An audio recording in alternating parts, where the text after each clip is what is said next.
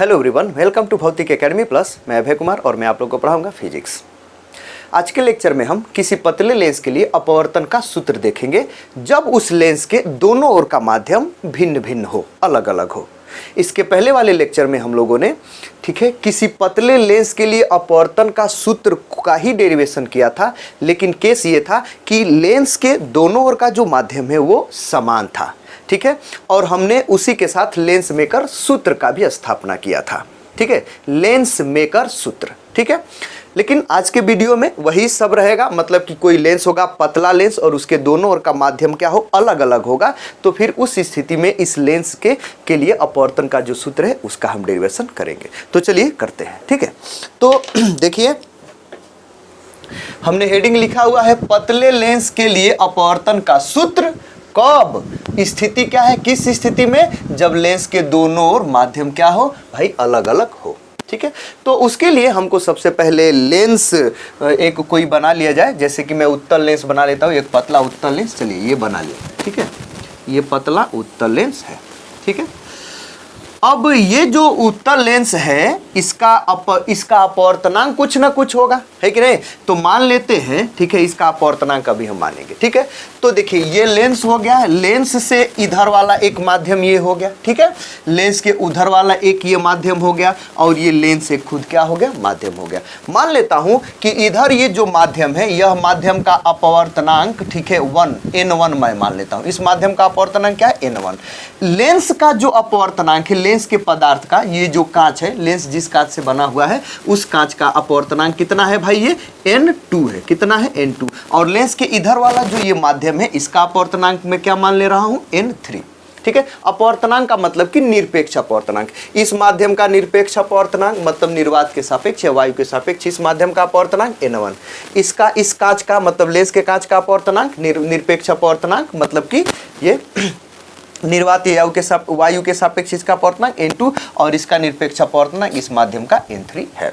लेकिन केस ये है कि भाई ये जो n2 है यह इससे भी और इससे भी क्या है, बड़ा है।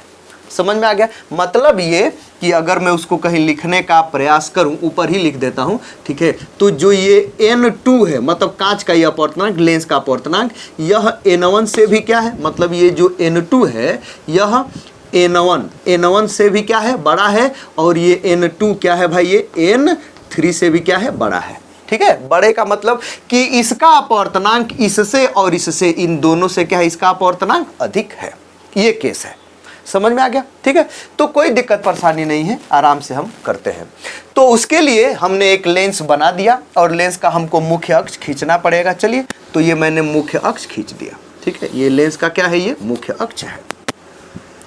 अब इस लेंस के मुख्य अक्ष पर, ठीक है, मैं कोई एक वस्तु रखूंगा। उससे पहले ये जो लेंस है, लेंस का यहाँ पर प्रकाश वो क्या नाम है कि उसके वक्रता केंद्र को दिखा देते हैं। जैसे लेंस का प्रथम अपवर्तक पृष्ठ और ये द्वितीय अपवर्तक पृष्ठ, तो प्रथम अपवर्तक पृष्ठ का जो केंद्र होता है वक्रता केंद्र, ये प्रथम वक्रता केंद्र, और द्वितीय का जो होगा वो क्या हो जाएगा, द्वितीय वक्रता केंद्र। यहाँ पर कितना हो जाएगा, ये C2। इसका खैर कोई काम नहीं है, लेकिन हम अभी अभिलंब खींचने के लिए इसका काम आएगा फिगर में। और ये लेंस है, चूंकि द्विउत्तल लेंस है, उभय उत्तल लेंस है, तो इसका प्रकाशीय केंद्र कहीं बीच में होगा, उसको मैं यहाँ C से डिनोट कर दिया। ठीक है, प्रकाशीय केंद्र क्या होता है, ठीक है, ये मैंने आपको इसके पहले वाले वीडियो में बताया है। आई होप उसको आप देख लेंगे या देख लिए होंगे, आप प्रकाशीय केंद्र जानते होंगे। जहाँ से प्रकाश किरण मुड़ेगी नहीं, ठीक है, यहाँ से अगर प्रकाश किरण आएगी ना तो सीधे की सीधे निकल जाएगी, वो मुड़ेगी नहीं, क्योंकि ये पतला है। तो ठीक है, मुड़ेगी नहीं, अपवर्तित होगी तो मुड़ेगी नहीं, वही प्रकाशीय केंद्र होता है। C से डिनोट करते हैं। ठीक है, कोई दिक्कत नहीं। अब हम क्या करेंगे, इस लेंस के मुख्य अक्ष पर एक वस्तु रखेंगे, कोई एक। चलिए, लेंस के मुख्य अक्ष पर एक बिंदु वस्तु मैंने यहाँ पर रख दिया, बिंदु वस्तु O। बिंदुओं पर एक बिंदु वस्तु यहाँ पर मैंने O रख दिया।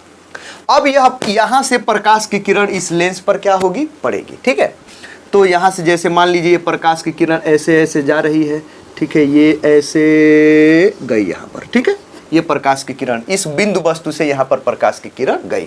ये क्या है, ये कोई माध्यम है, जैसे ये माध्यम 1 है और यह माध्यम 2 है, तो 1 से 2 में जा रही है प्रकाश की किरण, माध्यम 1 से माध्यम 2 में प्रकाश की किरण क्या हो रही है, जा रही है, ठीक है। लेकिन 2 जो है उसका अपवर्तनांक अधिक है, 1 का कम है, मतलब कि 1 ये जो दूसरा है यह 1 के सापेक्ष सघन है, तो प्रकाश की किरण जब अपवर्तित होगी तो अभिलंब की ओर झुकेगी। इसका मतलब हमको अभिलंब खींचना पड़ेगा, तो यहाँ अभिलंब क्या होगा भाई इस आपतन बिंदु पर, ठीक है, वायु से कांच में जाए, वायु नहीं बल्कि N1 और N2, ये नहीं माना जा सकता है कि वायु ही है, कुछ भी हो सकता है, ठीक है। तो मतलब विरल से सघन में जा रही है तो अभिलंब खींचते हैं, आपतन बिंदु से इसका जो केंद्र है वक्रता केंद्र उससे क्या कर देंगे, मिला देंगे, तो हमारा अभिलंब बन जाएगा, ठीक है, अभिलंब हो गया। वैसे तो इसको सीधे ऐसे चले जाना चाहिए, नहीं ऐसे चले जाना चाहिए, लेकिन इस माध्यम में अभिलंब की ओर क्या होगी, झुकेगी। जिस माध्यम में जा रही है उस माध्यम में जो अभिलंब उसकी ओर थोड़ी सी झुकेगी, क्योंकि विरल से सघन की ओर आ रही है, तो वो ऐसे झुकी है, देखिए इतना झुकी है कि नहीं, देख रहे हैं, इतना झुक गई, ठीक है। इसको मैं मिटा दिया, ये जो सीधे वाला है जो कि सीधे जाना चाहिए था वो जाएगी नहीं, ठीक है, अपवर्तन हो जाएगा, मुड़ जाएगी, तो इधर थोड़ी सी झुक गई, इस अभिलंब की ओर थोड़ी सी झुक गई, समझ में आ गया। अब ये जो है देखिए, पहला ये अपवर्तक पृष्ठ है, पहला अपवर्तक पृष्ठ, जब प्रकाश की किरण इस पर पड़ेगी, ठीक है, किसी वस्तु से, जैसे इस वस्तु से प्रकाश की किरण यहाँ पर जाएगी, तो ये पहले अपवर्तक पृष्ठ से अपवर्तन होगा उसका, ठीक है। तो पहले अपवर्तक पृष्ठ से जब अपवर्तन होगा तो ये जो अपवर्तित किरण है यह मुख्य अक्ष को जिस बिंदु पर काटेगी, ये वाला अपवर्तित किरण जो, ठीक है, ये अपवर्तित किरण मुख्य अक्ष को जिस बिंदु पर काटेगी उस बिंदु पर, ठीक है, इसका प्रतिबिंब बनेगा, किसके द्वारा, ये पहले अपवर्तक पृष्ठ के द्वारा, ठीक है।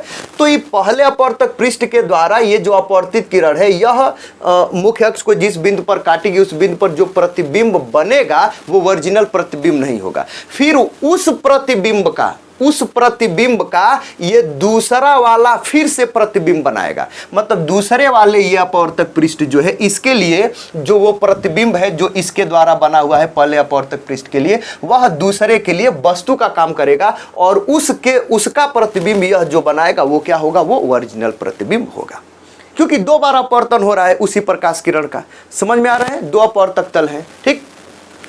तो ये इसका प्रतिबिंब यहाँ पे गया और यहाँ से प्रकाश किरण अपवर्तित हो गई, देखिए ये अगर जाएगी उधर तो वो दूर जा रही है, इसके मुख्य अक्ष क्या हो रही है, दूर जा रही है, ठीक है। तो ये उधर तो नहीं काटेगी, लेकिन अगर इसको हम पीछे बढ़ाते हैं, जैसे ये अपवर्तित किरण है इसको पीछे बढ़ाएंगे तो हमको ये काटती हुई यहाँ पर प्रतीत होगी, कहाँ पर, यहाँ पर काटती हुई प्रतीत होगी, तो इसका प्रतिबिंब यहाँ पर बनेगा पहले वाले अपवर्तक पृष्ठ के द्वारा, जो कि ओरिजिनल प्रतिबिंब नहीं होगा, इसीलिए हम उसको आई नहीं, ठीक है, आई डैश लिखेंगे, समझ में आ गया, ठीक। अब देखिए, अब ये जो है, अब देखिए, अब यहाँ पर आप दूसरे अपवर्तक पृष्ठ पर देखिए, अगर आप यहाँ से देखेंगे इस प्रकाश की किरण को जो अपवर्तित किरण है, यहाँ से देखेंगे तो ऐसा लगेगा कि ये जो प्रकाश की किरण है कहाँ से आ रही है, यहाँ से आ रही है, तो यहाँ से ये प्रकाश की किरण दूसरे वाले पृष्ठ के लिए, ठीक है, ये जो प्रकाश किरण है यहां से आ रही है, तो ये वस्तु का काम करेगा, और फिर इसका प्रतिबिंब ये दूसरा वाला अपवर्तक पृष्ठ क्या करेगा, बनाएगा। तो ये जो प्रकाश की किरण जा रही है अपवर्तित वाली, लग रहा है कि आई डैश से जा रही है, ठीक है।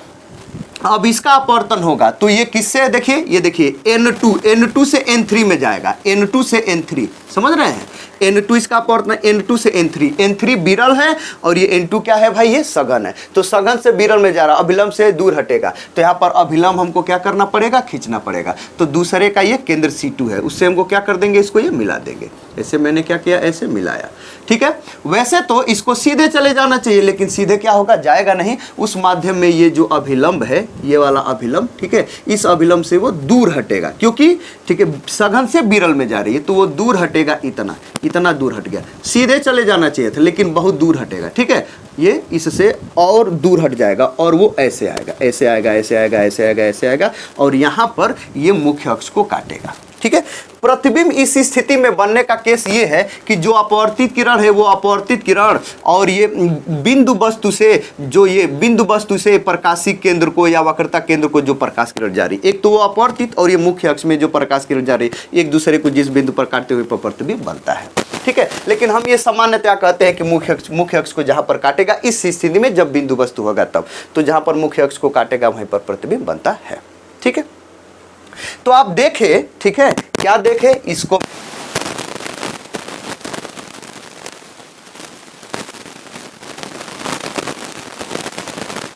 अब ये जो अभिलंब में खींचा हुआ हूँ इसको मैं मिटा देता हूँ। बस ये मैं समझाने के लिए आपको खींचा था, क्योंकि ये अभिलंब का यहाँ पर आवश्यकता नहीं, वो डिस्टर्ब करेगा आपके चित्र को समझने में।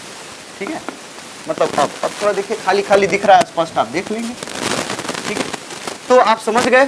ठीक है, इसका प्रतिबिंब पहले के द्वारा, पहले अपवर्तन के द्वारा यहाँ पर बना। ठीक है, यहाँ पर एक बार अपवर्तन हुआ। ठीक है, तो जब एक बार अपवर्तन हुआ और ये जो पृष्ठ है देखिए गोली पृष्ठ है ना, तो गोली पृष्ठ पर प्रकाश का अपवर्तन हो रहा है। तो आप, ठीक है, इस लेसन के शुरुआती दौर में आप पढ़े हुए हैं, ठीक है, गोली पृष्ठ पर अपवर्तन का सूत्र। ठीक है, समझ में आ गया। तो उसका आप यहाँ पर उपयोग ले सकते हैं, लिख सकते हैं कि नहीं। ठीक है, ये जो पहला वाला अपवर्तक पृष्ठ है, इसका वक्रता जो त्रिज्या वो क्या है, वो R1। ठीक है, और दूसरे वाले अपवर्तक पृष्ठ का वक्रता त्रिज्या कितनी है, R2। ठीक है, ये दिखा नहीं रहा हूं लेकिन आप समझ रहे हैं। ठीक है, तो पहले पृष्ठ पर अपवर्तन हुआ तब और दूसरे पृष्ठ पर अपवर्तन होगा तब। उससे पहले थोड़ा सा हमको आवश्यकता पड़ेगी, ये वस्तु है, वस्तु से लेंस के बीच की दूरी। वैसे ये चीज को टी मान सकता हूं मैं, टी मानूंगा नहीं। ठीक है, वस्तु से लेंस के प्रकाशीय केंद्र के बीच की दूरी को क्या कहते हैं, यू से डिनोट करते हैं नहीं।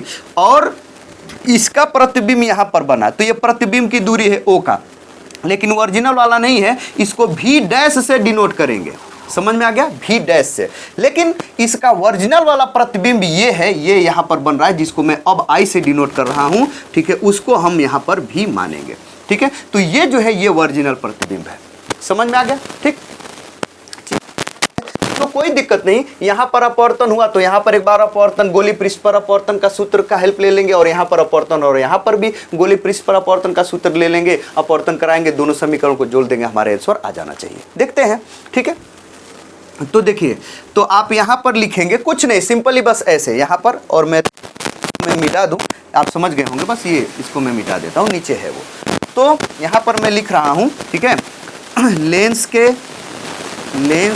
प्रथम अपवर्तक पृष्ठ से अपवर्तन के लिए, ठीक है, अपवर्तन के लिए गोली पृष्ठ पर अपवर्तन के सूत्र से, गोली पृष्ठ पर अपवर्तन के सूत्र से। ठीक है, गोली पृष्ठ पर अपवर्तन का सूत्र क्या होता है भाई, ये देखिए क्या होता है, N2 अपान V माइनस N1 अपान U बराबर कितना, N2 माइनस N1 अपान कितना होता है, R होता है।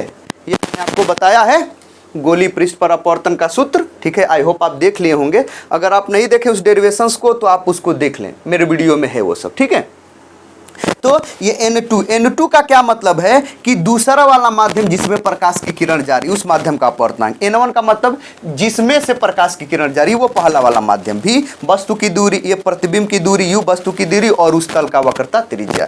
तो यहाँ पर N2 सही भी है, N2 है, ये N1 है, तो N2 में से N2 से N1 में जा रहा है, N2 N1 सही है, लेकिन ये भी सही नहीं है। ठीक है, ये पहले अपवर्तक के लिए ये प्रतिबिंब बन रहा है जो कि V डैश दूरी पर है, तो इसको V डैश ले लूंगा, और U सही है, सब कुछ सही है, और ये R1 होगा, पहले अपवर्तक पृष्ठ का वक्रता त्रिज्या R1। इसको समीकरण नंबर 1 आप डायरेक्ट क्या कर लेंगे, बना लेंगे।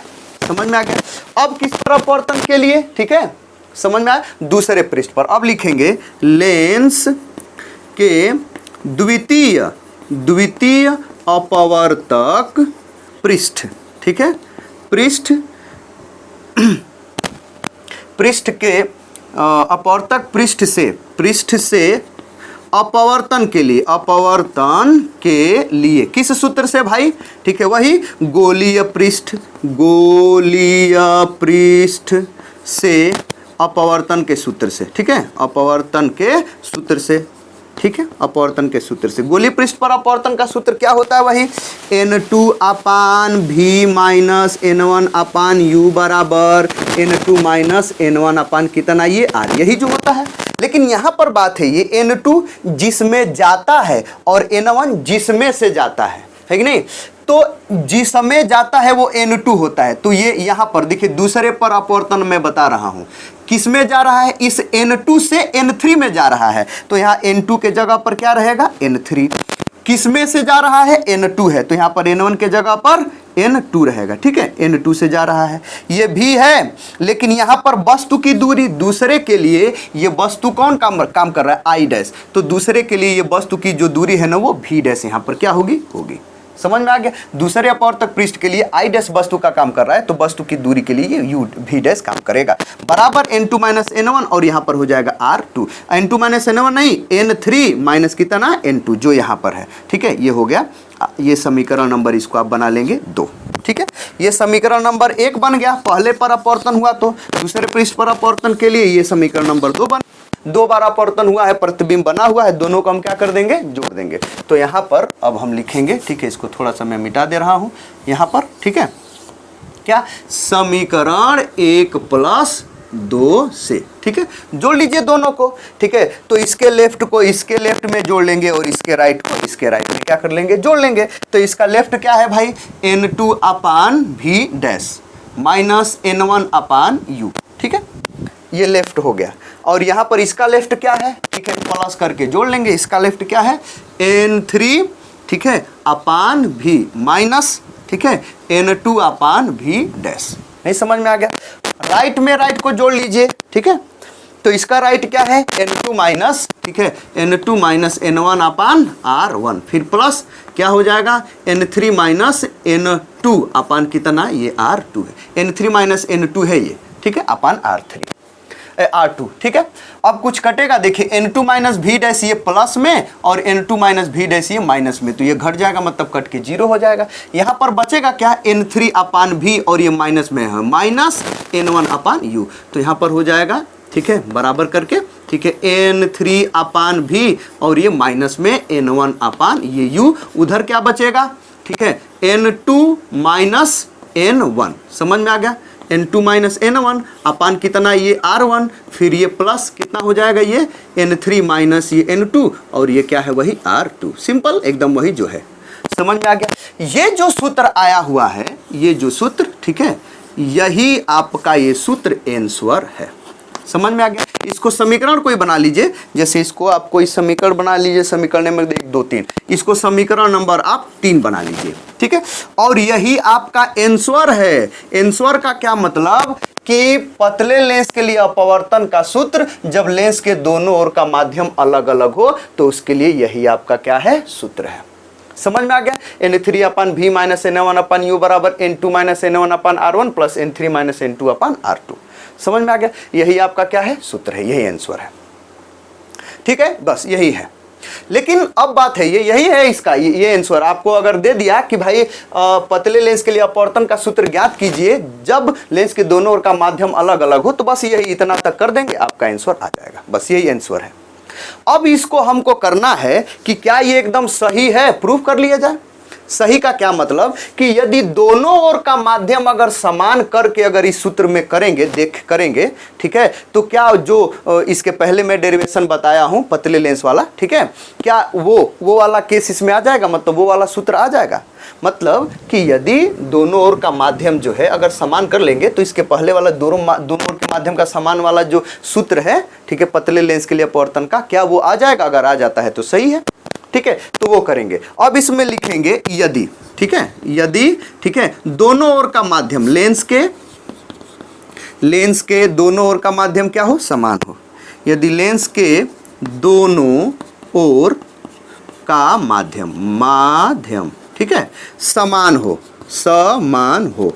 ठीक है, तब, ठीक है, समान होने का क्या मतलब कि ये जो N3 है इधर वाला माध्यम, यह किसके बराबर हो, N1 के बराबर हो। N3 किसके बराबर हो, N1 के बराबर, दोनों ओर का माध्यम, मतलब ये कि N3 बराबर कितना, N1, ठीक है, तब क्या होगा, मतलब ये है कि ये जो समीकरण है, समीकरण नंबर 3, इसमें जहां N3 है वहां पर हम क्या लिख सकते हैं, N1 लिखेंगे। देख रहे हैं क्या हो रहा है, तो N3 की जगह पर N1 लिखने से, तो यहां पर लिखेंगे समीकरण किसका सहायता लेंगे भाई, 3, तो समीकरण 3 से, समीकरण 3 के जगह पर कोई दिक्कत नहीं, यहां पर N3 के जगह पर N1 अपान ये V माइनस ये N1 को N1 रहने दीजिए अपान ये U बराबर N2 को N2 रहने दीजिए, N2 माइनस ये N1, ठीक है, अपान कितना ये R1, समझ में आ गया, बीच में प्लस, ये N3 के जगह पर N1 और माइनस वो N2 है, N2 को N2 रहने दीजिए, N1 माइनस N2, ये N2 है, N1 माइनस N2 अपान कितना, ये R2। समझ में आ गया, ठीक। अब देखिए ये जो N1 है, N1 को हम कॉमन कर सकते हैं इसको, तो जब यहाँ पर N1 को हम कॉमन कर लेंगे तो क्या मिलेगा, यहाँ पे N1 हमने कॉमन किया, यहाँ पर क्या बचा 1 अपान V माइनस 1 अपान U बराबर, ठीक है। थोड़ा सा देखिए, ये N2 माइनस N1 है, ये N1 माइनस N2 है, इसमें से ये माइनस को कॉमन कर लूँ, दूसरा वाला जो है ये N1 माइनस N2, इसमें से माइनस को कॉमन कर लूँगा, या कहिए कि माइनस से गुणा कर दूंगा, तो क्या हो जाएगा भाई, ठीक है। ये N2 माइनस N1 है तो ये भी N2 माइनस N1 हो जाएगा, नहीं तो वही करूँगा मैं, इसको लिख दूंगा N2 माइनस N1 मैंने लिख दिया अपान R1, ठीक है।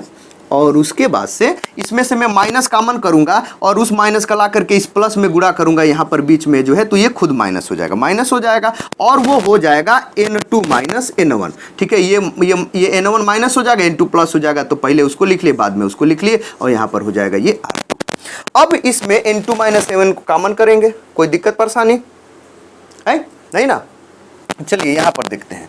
तो अब यहाँ पर जो है ये N1 इधर है, N1 को N1 रहने दीजिए, ठीक है, ये N1 इधर रहने दीजिए, इधर क्या है 1 अपान, ठीक है, V माइनस 1 अपान ये U बराबर, इधर N2 माइनस N1 को कॉमन कर लिया मैं, N2 माइनस N1 को मैंने कॉमन कर लिया, उधर क्या बचा, ठीक है 1 अपान R1 और बीच में माइनस 1 अपान ये R2 बचेगा कि नहीं, ठीक है। ये कॉमन हो गए, दोनों एक ही हो गए, तो बीच में माइनस 1 अपान R1 माइनस 1 अपान R2 बचा, ठीक है।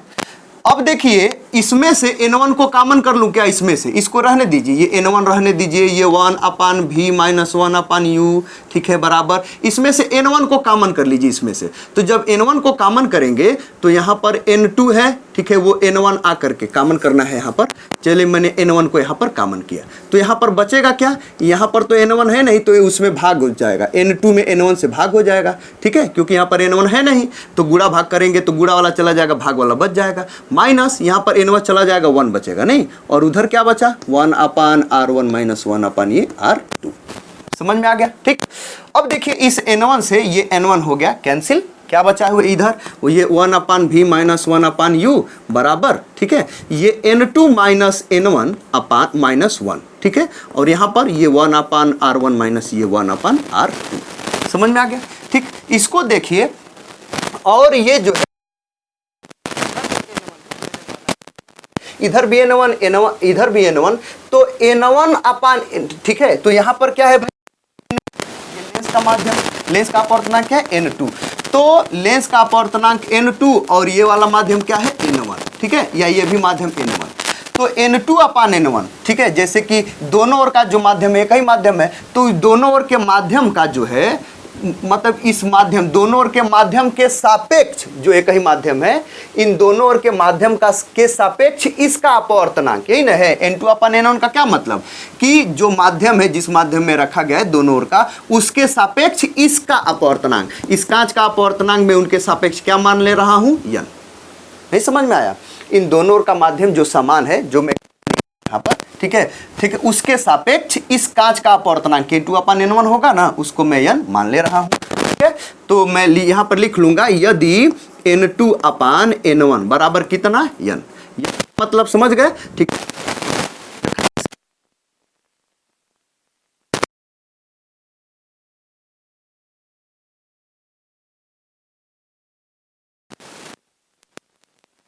बराबर कितना, N2 अपान N1 के जगह पर n माइनस ये 1, ठीक है, और 1 अपान R1 माइनस 1 अपान कितना हो जाएगा ये R2। समझ में आ गया, यही क्या है भाई, है यह जो है पतले लेंस का अपवर्तन का सूत्र है, पतले लेंस के लिए अपवर्तन का सूत्र है जब लेंस के दोनों ओर का माध्यम क्या हो, समान हो। और आप देख लीजिए जब हम वो भी डेरिवेशन किया था तो वो भी एकदम क्या आया था, यही आया था, जहां पर n का था ये माध्यम के सापेक्ष, इसके सापेक्ष इसका अपवर्तनांक था, ठीक है, ये अपवर्तनांक एकदम यही है। इसको समीकरण नंबर आप क्या कर लीजिए, ये 4 बना लीजिए, कोई दिक्कत परेशानी, ठीक है। ये देख लीजिए यह क्या है, पतले लेंस के लिए अपवर्तन का सूत्र, ठीक है। पतले लेंस के लिए अपवर्तन का सूत्र जब दोनों ओर का माध्यम क्या हो, समान हो, समान हो। ठीक है, समझ में आ गया। अब क्या करना है, क्या इससे लेंस मेकर फार्मूला आ जाएगा? तो ऑब्वियसली आ जाएगा। ठीक है, हम जानते हैं कि भाई अब अगर हम द्वितीय फोकस को लें, किसी भी लेंस में जो द्वितीय फोकस है, द्वितीय फोकस दूरी को लें अगर हम सोचें, ठीक है, तो हम जानते हैं कि किसी भी लेंस के सामने अगर कोई वस्तु जो है, ठीक है, अगर कोई वस्तु अनंत पर रखी गई है तो उसका प्रतिबिंब कहां पर बनता है, उसके द्वितीय फोकस पर बनता है कि नहीं। अगर कोई वस्तु अनंत पर रखी गई है तो समांतर प्रकाश की किरण आएगी मुख्य अक्ष के समांतर और वो उसका प्रतिबिंब कहां पर बना देगी, फोकस पर बना देगी। ठीक है, मतलब यदि वस्तु अनंत दूरी पर है, मतलब u बराबर, ठीक है, कितना अनंत, तो प्रतिबिंब कहां पर बन रहा है, मतलब v बराबर कहां पर होगा भाई, तो v बराबर हो जाएगा नहीं, द्वितीय फोकस। तो यहां पर लिखेंगे लेंस के द्वितीय, ठीक है, लेंस के, ठीक है, द्वितीय फोकस, ठीक है, ठीक है, लेंस के द्वितीय फोकस पर, ऐसे नहीं बल्कि ऐसे मान लेंगे। ठीक है, क्या लेंगे, यदि वस्तु कहां पर है, अनंत पर है, ऐसे सही रहेगा, यदि वस्तु अनंत पर है तब, ठीक है, वस्तु अनंत का मतलब, ठीक है, वस्तु अनंत पर है, यदि वस्तु अनंत पर है, ठीक है, अर्थात अनंत पर होने का क्या मतलब कि u बराबर अनंत वस्तु की दूरी, तो बताइए तब v बराबर कितना हो जाएगा, ये f2 होगा, मतलब ये f होगा। ठीक है, यदि u बराबर इनफाइनाइट अनंत पर वस्तु है तो प्रतिबिंब कितनी दूरी पर बनेगा, फोकस दूरी पर, मतलब फोकस वाली दूरी पर, मतलब फोकस वाले बिंदु पर, मतलब है कि नहीं। ठीक है, अतः किस समीकरण 4 से, यही u बराबर इनफाइनाइट तो v बराबर f समीकरण 4 में लिखने पर, तो यहाँ पर लिखेंगे समीकरण 4 से। ठीक है, समीकरण 4 तो कितना हो जाएगा, ये 1/v, v के जगह पर कितना लिख देंगे हम, f, ठीक है, माइनस ये 1/u के जगह पर कितना रखेंगे, इनफाइनाइट, बराबर n-1, और यहाँ पर कितना हो जाएगा 1/r1 माइनस ये 1/r2। देखिए ये 1/इनफाइनाइट में भाग देंगे, ये वैल्यू कितना हो जाएगा, ये 0 हो जाएगा। तो इधर क्या बचेगा, 1/f बराबर, ठीक है, क्या बचेगा, जगह तो है नहीं, यहीं पर मैं लिखने का प्रयास कर रहा हूँ, थोड़ा सा छोटा लिखूंगा, ठीक है, लेकिन आप समझ जाएंगे। तो ये इधर कट गया है, इधर बचा केवल ये 1/f बराबर n-1, ठीक है, 1/r1 माइनस ये 1/r2। समझ में आ गया। ये जो है यही लेंस मेकर फार्मूला है, क्या लेंस मेकर सूत्र है, क्या देखिए लेंस मेकर क्या है, सूत्र है 1/f बराबर n-1 into 1/r1 minus 1/r2। इसको समीकरण नंबर आप 5 बना लीजिए। ठीक है, समझ में आ गया। यही लेंस मेकर फार्मूला है, लेंस मेकर फार्मूला MLF। समझ में आया, लेंस मेकर ये सूत्र है, यही है कि नहीं, आ गया ना, समझ में आया। ये लेंस मेकर फार्मूला है, मतलब इसको ये भी कह सकते हैं पतले लेंस के लिए अपवर्तन का सूत्र जब दोनों ओर का माध्यम क्या है, समान हो। ठीक है, तो उसके लिए फोकस दूरी से संबंधित ये चीज मिल गई। ठीक है, अब ये भी देखें, ठीक है, ये अब देखें कि ये लेंस मेकर फार्मूला जो समीकरण नंबर 5 है उसका राइट हैंड साइड एकदम n-1 into 1/r1 minus 1/r2, और इसके पहले वाला जो ये है पतले लेंस के अपवर्तन का सूत्र n-1/r1 माइनस 1/r2, ये इसका दोनों का 4 और 5 दोनों का दायां पक्ष जो है, ये दायां पक्ष बराबर के इधर दायां पक्ष दोनों क्या है, बराबर है। तो जब दायां पक्ष दोनों बराबर है तो बायां पक्ष भी क्या होंगे, आपस में बराबर होंगे। तो यहां पर लिखेंगे समीकरण किससे भाई, समीकरण, ठीक है, ये 4 और तथा किससे भाई, ये 5 से, समीकरण 4 और 5 से। समीकरण 4 और 5 का दायां पक्ष बराबर है तो बायां पक्ष बराबर होगा, अर्थात आप लिख सकते हैं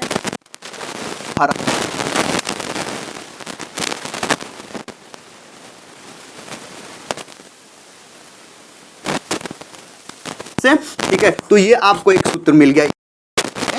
ये जो सूत्र है, यह सूत्र किसका है भाई, ये पतले लेंस के लिए उसकी फोकस दूरी का ये क्या है, सूत्र है। पतले लेंस के लिए उसकी फोकस दूरी का ये क्या है भाई, ये सूत्र है 1/f बराबर 1/v माइनस 1/, पतले लेंस के लिए उसकी फोकस दूरी का ये सूत्र है।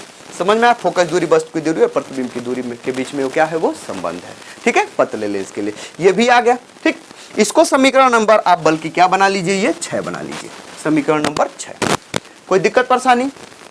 ठीक है, हमने इसमें क्या किया कि भाई पतले लेंस के लिए अपवर्तन का सूत्र जब दोनों का माध्यम अलग अलग हो, तो यह मैंने यहाँ पर डेरिवेशन कर दिया, ये यहीं तक था। समझ में आ गया? क्या इससे ये पतले लेंस का अपवर्तन का सूत्र जब दोनों ओर का माध्यम समान हो आ सकता है, तो हमने डेराइव किया तो ये आ गया, यही आ गया। ठीक है, जो समीकरण नंबर 4 है। क्या इससे लेंस मेकर फार्मूला आ जाएगा? तो एकदम वही, बस जब वस्तु अनंत पर तो प्रतिबिंब ये एफ देखा तो हमने लेंस फार्मूला आ गया, लेंस मेकर सूत्र। ठीक, और उसके बाद से क्या है भाई, ये दोनों पक्ष बराबर है, बायां पक्ष दोनों समीकरण के दायां पक्ष तो बायां पक्ष बराबर करके 1/a बराबर 1/v - 1/, जो कि पतले लेंस के लिए फोकस दूरी का सूत्र है, इसका भी हमने लिखा। ठीक है, समझ में आ गया? ठीक, इसके बाद से ठीक है, कोई दिक्कत परेशानी नहीं, एकदम समझ गए आप। ठीक, अब बात आती है कि इस डेरिवेशन में एक और बात हम लोगों से पूछता है। ठीक है, ये डेरिवेशन में नहीं, इससे संबंधित, क्या इस हेडिंग से संबंधित, ठीक है, क्या लेंस के दोनों ओर का माध्यम जो है वो अलग अलग है। लेंस के दोनों ओर का माध्यम जब अलग अलग है, ठीक है, तो इसकी फोकस दूरी हम निकालेंगे। ठीक है, वैसे लेंस की दो फोकस दूरी, एक प्रथम और एक क्या होती है, द्वितीय। ठीक है, इसलिए तो बात है किसी भी लेंस, ठीक है, तो जो प्रथम फोकस दूरी है, ठीक है, मैं लिख दे रहा हूं यहाँ पर f1 और द्वितीय फोकस दूरी f2, और ये लेंस के इसके ओर का माध्यम, पहले ओर का ये n1 और दूसरे ओर का माध्यम में कितना है, n3। ठीक है, ये जो f1 f2 है और दोनों ओर का जो माध्यम है n1 और n3, इन चारों के बीच में एक संबंध होता है। ठीक है, ये संबंध मतलब कि क्या लेंस के प्रथम फोकस दूरी, द्वितीय फोकस दूरी और दोनों ओर के जो माध्यम है, ठीक है, इन दोनों के बीच में, इन चारों के बीच में n1 और n3, ठीक है, ये चारों के बीच में एक संबंध होता है। उस संबंध पर आधारित हमको न्यूमेरिकल पूछता है। हाँ, लेकिन वो बोर्ड एग्जाम में नहीं पूछता है। ठीक है, जैसे कि अगर आप यूपी बोर्ड क्लास 12 में है या किसी भी हिंदी बोर्ड में है या कोई भी सीबीएसई बोर्ड, आईसीएसई बोर्ड हो, उसमें इस पर न्यूमेरिकल नहीं पूछेगा। ये जब आप कोई थोड़े से इंजीनियरिंग या मेडिकल्स जो थोड़े हाई फाई एग्जाम होते हैं, ठीक है, जैसे एडवांस है या नीट उट है, ठीक है, इस टाइप के जो भी है एग्जाम थोड़े से हाई लेवल में, उस पर ये इस पर आधारित न्यूमेरिकल्स को क्या करता है, पूछता है। तो आसान भी है, आप कर भी लेंगे। ठीक है, इनमें क्या संबंध होता है, इनमें से 3 कोई दे देगा तो चौथा आप क्या कर लेंगे, निकाल लेंगे। ठीक है, आसान से एकदम। तो हम उसको उसका भी डेरिवेशन करना है, तो आप क्या करिए कि फटाफट वीडियो को पॉज करिए या स्क्रीनशॉट कर लीजिए। ठीक है, इसको नोट करिए, फिर उसके बाद से मैं इसको फटाफट बता दे रहा हूँ। फटाफट अभी कर लीजिए। ठीक, अब देखिए, अब क्या करेंगे कि ये जो भी है, आई होप आप नोट बना लिए होंगे, अगर बनाना है तो। ठीक है, तो मैं यहाँ से जो ये वाला पार्ट है, ये ठीक है, इसको मैं मिटा देता हूँ और इसमें हमारा काम। ठीक है, तो इसको मैं मिटाया फटाफट। ठीक है, चलिए, और मिटाने के बाद उसको देख लेते हैं। क्या भाई, जो अभी मैं आपको बताया हूँ, एकदम आराम से कोई दिक्कत परेशानी नहीं। ठीक है, वैसे ये दिक्कत परेशानी आपको होगी, हमको क्या है। ठीक है, लेकिन परेशानी वाली बात ही नहीं है, आराम से एकदम बेस माइंड से पढ़िए, ध्यान लगा के सब काम करें। छोटी छोटी चीज़ों को थोड़ा सा ध्यान दे लेंगे तो आपको सीखने की क्षमता थोड़ी बढ़ जाएगी। ज़्यादा अंदर तक इसमें सोच पाएंगे आप, और ज़्यादा अंदर तक अगर क्वेश्चन पूछना है तो जाके आप पूछा सकते। ठीक है, तो यहाँ के बाद फिर से अब मैं हमको करना है, इसके दूरी और ये n1 के बीच में संबंध है। तो प्रथम फोकस दूरी की अवस्था, ठीक है, यहाँ पर हम उसको नोट लिख दे रहे हैं भाई, हम नोट में। ठीक है, यहाँ तक ये क्या है, भाई, ये पतले लेंस के अपवर्तन का सूत्र है जब दोनों ओर का माध्यम अलग अलग, यही है, समझ में आ गया। नोट में हमको यही f1 f2 और n1 n3 के बीच में संबंध है। ठीक है, तो नोट में डायरेक्ट एकदम, ठीक है, मैं लिख दूं यहाँ पर हेडिंग के रूप में। चलिए, ठीक है, ये f1 कामा f2 कामा n1 और ये कामा n3 के बीच संबंध, हम लोग क्या करेंगे, समझना है, डायरेक्ट समझ में आया। तो f1 क्या है, प्रथम फोकस। ठीक है, यहाँ पर लिखेंगे प्रथम फोकस दूरी की अवस्था में, ठीक है, लेंस की प्रथम, ठीक है, प्रथम फोकस दूरी, ठीक है, की अवस्था में। अवस्था का क्या मतलब है, ठीक है, ये बताइए कि अगर हम किसी वस्तु को, ठीक है, आप खुद समझिए, किसी वस्तु को अगर हम उसके प्रथम फोकस पर रखेंगे तो उसका प्रतिबिंब कहां पर बनता है? अनंत पर बनता है। आप ये बात जानते हैं। अगर किसी वस्तु को हम उसके प्रथम फोकस पर, ठीक है, मतलब कि लेंस से प्रथम फोकस दूरी, ठीक है, जैसे कि मान लीजिए ये हमारे पास एक लेंस है, ठीक है, और ये इसका प्रथम फोकस है, समझ में आ गया? तो इस प्रथम फोकस ये F1, ठीक है, इस फोकस पर अगर रखेंगे, वस्तु को अगर रख देंगे तो उसका प्रतिबिंब कहां पर हो जाता है? ये अपवर्तित किरण मुख्य अक्ष के समांतर हो जाती है, तो अनंत पर काटेगी तो अनंत पर उसका क्या हो जाता है? प्रतिबिंब हो जाता है। मतलब V बराबर कितना हो जाएगा? अनंत। और ये वस्तु कहां पर रखा गया है? लेंस से, ठीक है, कितनी दूरी पर? वस्तु की दूरी को किससे डिनोट करते हैं? यू। यू का मतलब कि F दूरी पर, ठीक है, F1 दूरी पर। मतलब कि यू मतलब वस्तु की दूरी F1, मतलब कि प्रथम फोकस दूरी पर अगर वस्तु रखा जाता है तो उसका प्रतिबिंब कहां पर बनता है? समझ में आ गया? तो ये किसके लिए हो गया? ये जो है आप समझ गए कि भाई मतलब लेंस के प्रथम फोकस पर अगर किसी वस्तु को रखेंगे, मतलब कि वस्तु की दूरी कितनी? ये प्रथम फोकस दूरी पर, ठीक है, मतलब कि वस्तु की दूरी को प्रथम फोकस दूरी मतलब फोकस पर रखेंगे तो उसका प्रतिबिंब कहां पर बनता है? अनंत पर। यही केस अगर आप इस फार्मूले पर लगाएंगे तो आपको ये प्रथम फोकस दूरी आपको कुछ मिल जाएगा, प्रथम फोकस दूरी के बीच कुछ संबंध मिल जाएगा। और द्वितीय फोकस दूरी क्या होती है भाई? उसका क्या केस है? द्वितीय फोकस दूरी का मतलब ये है कि यदि कोई लेंस है, ठीक है, जैसे उत्तल लेंस मैंने ले लिया, और इस लेंस के सामने किसी वस्तु को अगर हम अनंत पर रखेंगे तो, समझ में आ गया? यहां पर कहां पर वस्तु रखे थे? ये फोकस पर, तो प्रतिबिंब कहां पर बन रहा था? अनंत पर, मतलब V बराबर इनफाइनाइट और U बराबर F1। लेकिन अगला क्या है? द्वितीय फोकस दूरी क्या है भाई? द्वितीय फोकस दूरी कैसे हम फाइंड आउट करेंगे, मतलब जानेंगे? तो भाई अगर किसी वस्तु को आप अनंत पर रखेंगे, वस्तु को, ठीक है, वस्तु को यहां पर, ये वस्तु है, ये अनंत पर, मतलब लेंस से U का मतलब वस्तु की दूरी कहां पर? अनंत पर रखेंगे तो इसका प्रतिबिंब कहां पर जाएगा? प्रकाश की किरण ऐसे जाएगी और वो फोकस पर, उसका प्रतिबिंब कहां पर हो जाएगा? बन जाएगा द्वितीय फोकस पर, F2 पर प्रतिबिंब क्या हो जाएगा? बन जाएगा, ठीक है। मतलब कि प्रतिबिंब की दूरी कितनी हो जाएगी? V बराबर ये फोकस दूरी F2 हो जाएगी, द्वितीय दूरी, क्योंकि प्रतिबिंब कहां पर बनेगा? फोकस पर बनेगा। नहीं समझ में आया? ठीक है, मतलब ये है कि यदि लेंस के प्रथम फोकस पर अगर वस्तु को रखेंगे तो प्रतिबिंब अनंत पर बनेगा। मतलब क्या? यदि U बराबर F1 तो V बराबर कितना? इनफाइनाइट, ठीक है। ये एक केस हो गया। इस स्थिति में हमको F1 मिल जाएगा। यही वाला केस लगाएंगे हम इस फार्मूले पर। तो ये फार्मूला क्या है भाई? लेंस के दोनों ओर का अगर माध्यम अलग अलग है, पतले लेंस के दोनों ओर का माध्यम अलग अलग, तो उस पतले लेंस के लिए अपवर्तन का ये सूत्र है, ठीक है।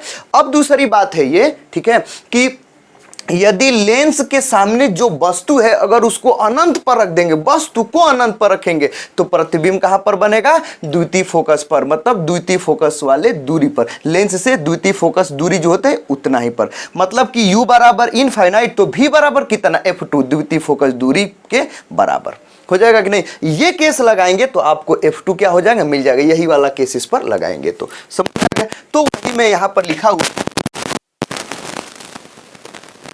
किसके बीच संबंध? F1 F2, ये गड़बड़ा गया है, ठीक है। ये F1 है और ये क्या है भाई? F2। F1 F2 N1 N2, इन चारों के बीच में हमको क्या करना है? संबंध जान लेना है, ठीक है। तो लेंस की प्रथम फोकस दूरी की अवस्था में, मतलब प्रथम फोकस दूरी के लिए भी लिखा जा सकता है, क्या हो जाएगा भाई? ठीक है, प्रथम फोकस दूरी हमको मिलेगा अब क्या भाई? बराबर कितना? कितना? समझ में आया? ठीक, यदि U बराबर F1 तब V बराबर कितना हो जाएगा? तब V बराबर इनफाइनाइट। समझ में आया? तो U बराबर F1 और V बराबर इनफाइनाइट समीकरण 3 में रखने पर, तो यहां पर लिखेंगे समीकरण 3 से, ठीक है, समीकरण 3 से, ठीक है। जब समीकरण 3 में ये मान रखेंगे तो देखिए N3 को N3 रहने दीजिए, अपान ये V के जगह पर कितना रखेंगे? इनफाइनाइट। समझ में आ गया? माइनस N1 को N1 रहने दीजिए, ठीक है, और U के जगह पर कितना लिखेंगे? U के जगह पर यहां पर F1, देख रहे हैं? कोई चीज नहीं, माइनस N1 अपन कितना, ठीक है, ये R1 और यहां पर ये प्लस n3 माइनस n2 अपन कितना भाई ये R2। समझ में आ गया? ठीक, इसको अब आप देखिए n3 में इनफाइनाइट, किसी भी संख्या में इनफाइनाइट से भाग देने पर वैल्यू कितनी हो जाती है? 0। तो क्या बच गया? ठीक है, ये क्या बच गया भाई? ये माइनस n1 अपान f1 बराबर ये n2 माइनस n1, एकदम सब कुछ वही, ये R1, ठीक है, प्लस ये n3 माइनस n2 अपन कितना हो गया? ये R2। समझ में आ गया? इसको घेर लीजिए, इसको बल्कि आप स्मॉल a बनाते हैं।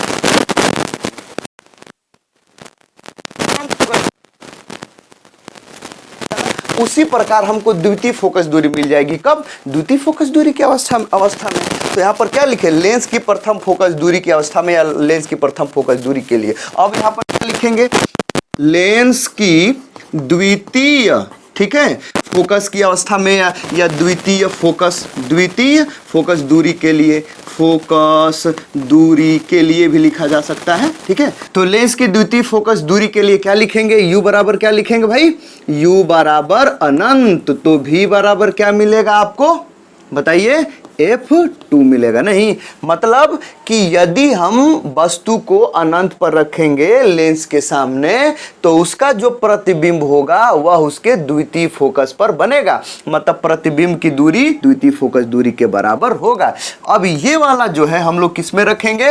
ये जो केस है, ठीक है, ये केस मतलब द्वितीय फोकस दूरी के लिए, ठीक है, इस समीकरण नंबर 3 में रखेंगे तो हमारा ये F2 से संबंधित एक समीकरण आएगा। ठीक है, तो चलिए देख लेते हैं। ठीक है, इसमें रखेंगे, क्या रखेंगे भाई? यहां फिर से लिखेंगे समीकरण 3 से, ठीक है, यानी समीकरण 3 है उसी में ये वाला केस रखेंगे। क्या समीकरण 3 का? n3 अपान v।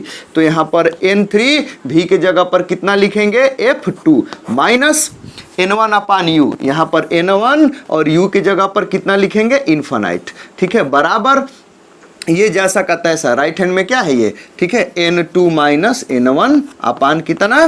ठीक है, ये R1, उसके बाद से बीच में प्लस ये n3, ठीक है, माइनस n2 अपान कितना भाई? ये R2। समझ में आ गया? अब आप देखें, इनफाइनाइट से किसी भी संख्या में भाग दिया जाए, ठीक है, तो वो कितना आ जाता है भाई? वो अनंत, ये 0 आ जाएगा। तो ये कितना हो गया? ये 0। ठीक है, तो ये 0 हो गया। इधर क्या बचा? n3 अपान F2 बराबर उधर वही एकदम n2 माइनस n1 अपान कितना हो जाएगा? ये R1, और बीच में प्लस ये n3 माइनस n2 अपान कितना हो जाएगा? ये R2। ठीक है, इसको एक समीकरण आप बना लीजिए। ठीक है, इसको समीकरण नंबर आप क्या बना लीजिए? इसको B बना लीजिए। समझ में आ गया?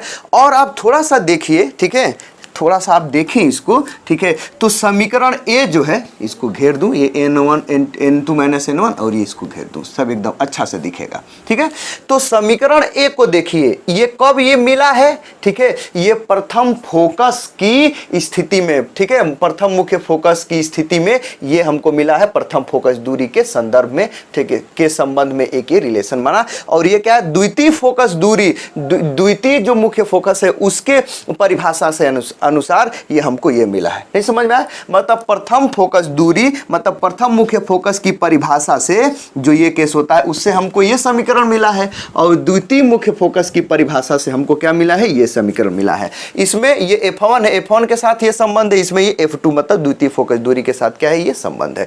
अब आप इन दोनों समीकरणों को देखिए, ठीक है, इसके दोनों समीकरणों के राइट हैंड को देखिए, बराबर के, ठीक है, ये दाएं पक्ष को देखिए, इधर वाला ये n2 माइनस n1 अपन r1 plus n3 minus n2 अपन r2, ये भी n2 माइनस n1 अपन r1 एकदम यही वाला प्लस n3 माइनस n2 अपन r2, एकदम राइट हैंड एक ही है। नहीं तो समीकरण एक और बी, ए और बी का ये जो राइट हैंड है, दायां वाला पक्ष, वो दोनों बराबर है। तो ये कंफर्म है कि जब दायां पक्ष बराबर है तो क्या हो जाएगा? बायां पक्ष भी आपस में बराबर होगा। तो समीकरण 1 और 2 से हम क्या लिख सकते हैं? दायां पक्ष बराबर है तो बायां पक्ष बराबर होगा।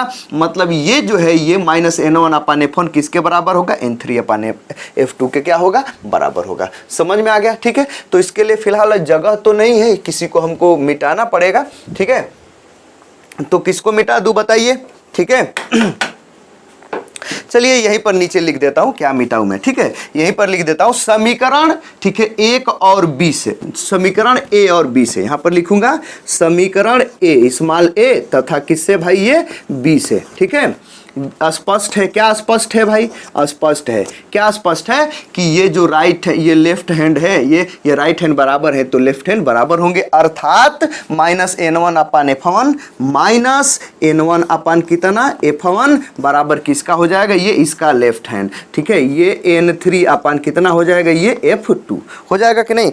अगर आप देखें, ठीक है, तो इसको उल्ट इधर का कर लीजिए, f2 को इधर और n1 को क्या कर लीजिए, उधर कर लीजिए, नहीं समझ में आया, ठीक है। अब देखिए इसको क्या करेंगे आप, ठीक है, अगर आप करें तो देखिए ये n1 को उधर भेजेंगे, f2 को इधर, तो इधर आ जाएगा ये f2 अपान ये f1 माइनस में, ठीक है, इधर माइनस है ही, n1 अपान f1 है, n1 उधर चला गया, f2 आ गया, तो माइनस ये वाला माइनस f2 अपान f1 और बराबर उधर क्या हो जाएगा, n1 नीचे चला जाएगा, तो उधर बराबर हो जाएगा n3 अपान कितना हो जाएगा, ये n, ठीक है, n1 हो जाएगा कि नहीं, खुद देखिए, नहीं समझ में आ रहा है, ठीक है, ये देखिए, ठीक।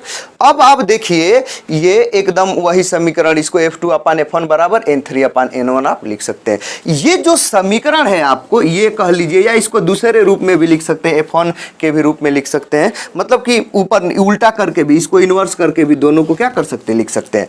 तो माइनस f1 अपान, देखिए माइनस f1 अपान कितना, अपान सॉरी माइनस f2 अपान f1 बराबर ये n3 अपान n1 आ गया। तो ये जो फार्मूला आ गया है माइनस f2 अपान f1, ठीक है, बराबर n3 अपान, ठीक है, n1, इसको आप दूसरे रूप में भी अगर लिखे, चलिए मैं यहाँ पर लिख देता हूँ, ठीक है, यहाँ पर, ठीक है, तो यहाँ पर अगर लिखेंगे तो देखिए माइनस f2 अपान f1 है बराबर n3 अपान n1 है, तो इसको f1 को ऊपर f2 के नीचे, मतलब रेसिप्रोकल कर दीजिए, व्युत्क्रम कर दीजिए, तो कितना हो जाएगा, या करके आप लिख सकते हैं माइनस, क्या लिख सकते हैं भाई, माइनस f1 अपान f3 बराबर कितना हो जाएगा, n1 अपान n3 हो जाएगा कि नहीं, ठीक है। तो ये जो फार्मूला आया, ये फार्मूला आप इसमें देखें, ठीक है, तो माइनस f1 अपान f3 बराबर n1 अपान n3, खैर यही एकदम है, बस उल्टा, इधर का उल्टा कर दिया तो उधर का भी उल्टा हो गया। अब देखिए f1 f3 n1 n3, f1 f3 क्या है भाई, ठीक है, ये भाई देखिए सॉरी गड़बड़ा गया है, f3 नहीं भाई f2 है ये, ठीक ना, f3 कहाँ से आ जाएगा, f2 है, ठीक है, f1 अपान f2, f1 क्या है, लेंस की प्रथम फोकस दूरी, ठीक है, इस पतले लेंस की, f2 क्या है, इसकी द्वितीय फोकस दूरी, n1 क्या है, ये वाला माध्यम का अपवर्तनांक, ये वाला, और n3 क्या है, ये इसके पीछे वाले, मतलब लेंस के इधर वाले माध्यम का ये अपवर्तनांक है। आपको मान लेते हैं कि f1 का मान दे दिया, n1 का मान दे दिया, n3 का मान दे दिया, तो f2 का मान आप निकाल सकते हैं कि नहीं, ठीक है, इस फार्मूले से आप क्या कर सकते हैं, निकाल सकते हैं, समझ में आ गया, ठीक है। तो ये आपको एकदम याद रखना है। दूसरा केस ये है, यदि ऐसा हो कि n1 और n2 बराबर हो, ठीक है, ठीक है, इस समय तो n1 और n3 सॉरी n1 और ये n3 है बराबर नहीं है, जैसे ये अलग माध्यम है और ये अलग माध्यम है, तो दोनों n1 और n3 है, अलग अलग इनके मान होंगे। लेकिन यदि ऐसा हो कि n1 और n3 क्या हो, बराबर हो, तब क्या हो जाएगा, ठीक है, ये भी n3 बराबर हो जाएगा, तो ये कट करके 1 आ जाएगा। नहीं, अब इसको मैं कहाँ पर लिखूं, ठीक है, इसके बाद से जगह की बड़ी कमी पड़ गई है, तो मैं यहाँ पर इसको क्या कर देता हूँ, लिख देता हूँ, ठीक है, यहाँ से अगर यदि n1 बराबर कितना, n3, ठीक है, तो n1 बराबर n3 यदि आ जाएगा तो आप बताइए कितना हो जाएगा, तब ये हो जाएगा f1 बराबर माइनस f2, ठीक है, या वही f2 बराबर माइनस f1, कुछ भी नहीं समझ में आ गया, ठीक है, कोई दिक्कत परेशानी। इससे आप ये सीखे हैं, ठीक है, कि यदि दोनों ओर का माध्यम, देखिए अगर क्या हो, अगर ये इसके बराबर हो जाएगा तो यहाँ पर ये एक दूसरे का मान बराबर रख देंगे तो ये कट जाएंगे दोनों, तो माइनस f1 अपान f2 आ जाएगा, या f1 बराबर माइनस f2 आ जाएगा, है कि नहीं, कुछ भी एकदम समझ में आ गया। तो मतलब ये सीखे, ठीक है, कि यदि दोनों ओर का माध्यम अगर बराबर नहीं है तो इस फार्मूले से हम इसका उपयोग कर लेंगे, है कि नहीं, तब ये अलग अलग होंगे, f1 f2 क्या होंगे, अलग अलग होंगे। लेकिन दोनों ओर का अगर माध्यम बराबर हो इस पतले लेंस का, ठीक है, एक ही हो तब, और f1 f2 मतलब प्रथम फोकस दूरी द्वितीय फोकस दूरी के क्या होगी, बराबर होगी, बस क्या होगा, ये एक माइनस में होगा, कौन वाला माइनस में होगा, ठीक है, ये f1 क्या होगा, माइनस में होगा। नहीं समझ में, कोई दिक्कत परेशानी, ठीक है, तो यही तक आपको फिलहाल क्या करना था, ये जानना। समझे होंगे माध्यम क्या हो, ठीक है, अलग अलग हो, ठीक है। उसके बाद से मैंने आपको इस दिखाया भी कि अगर इसको वो आएगा कि नहीं, पतले का माध्यम समान था तो वो भी आया, लेंस भी आया है। उसके बाद से ये पतले लेंस के लिए ये फोकस दूरी का भी सूत्र आया। उसके बाद से तब क्या हुआ, नोट कर लीजिए। उसके बाद से तब मैंने क्या कहा, F1 F2 और N1 N3 के बीच में संबंध, तो ये हमने क्या किया बताया। समझ में आ गया। इससे आप क्या सीखे कि भाई ये F1 F2 इन मतलब इन चारों में से कोई 3 दे देगा तो दूसरा आपके अगला जो है वो चौथा आप क्या कर लेंगे, ज्ञात कर लेंगे। और आपने ये भी देखा कि यदि दोनों ओर का माध्यम बराबर हो गया, ठीक है, तो प्रथम फोकस दूरी द्वितीय फोकस दूरी क्या होंगे, बराबर होंगे, लेकिन चिन्ह क्या होगा, एक दूसरे के विपरीत। समझ में आ गया। तो मिलते हैं फिर अगले लेक्चर के साथ, अगले वीडियो के साथ। तब तक के लिए गुड बाय।